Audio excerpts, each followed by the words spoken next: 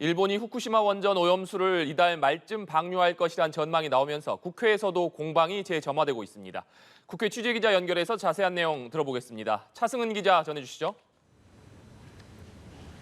네, 국회입니다. 국민의힘은 어제 더불어민주당 오염수 관련 간담회에 초등학생을 참석시킨 데 대한 비판을 이어갔습니다.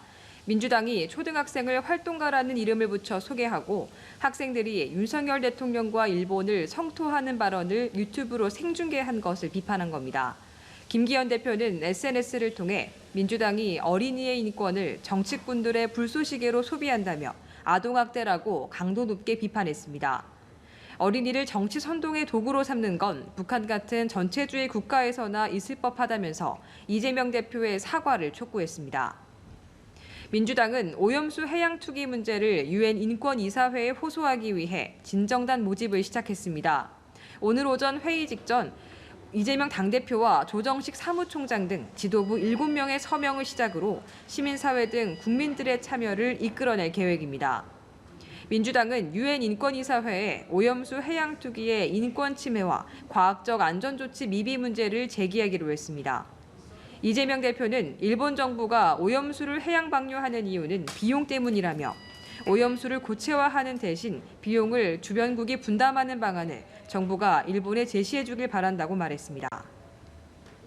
네, 입법 상황도 살펴보겠습니다. 수해가 미처 회복되기도 전에 태풍 카눈이 북상하고 있는데 여야가 수해 관련 법안 처리를 위해서 머리를 맞댔다고요?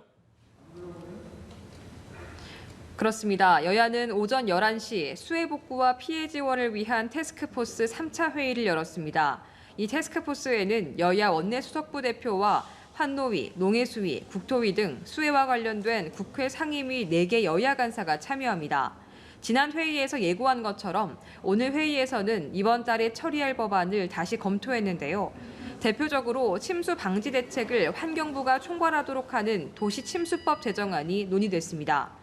이 밖에도 여야는 기후변화 감시 예측법, 소하천 정비법 개정안 등에 대해서도 심도 있는 논의를 기울였다고 밝혔습니다. 일단 이게 재정법이라서 공청회를 좀 통과해야 됩니다. 이견을 최대한 좀 줄여서 속도감 있게.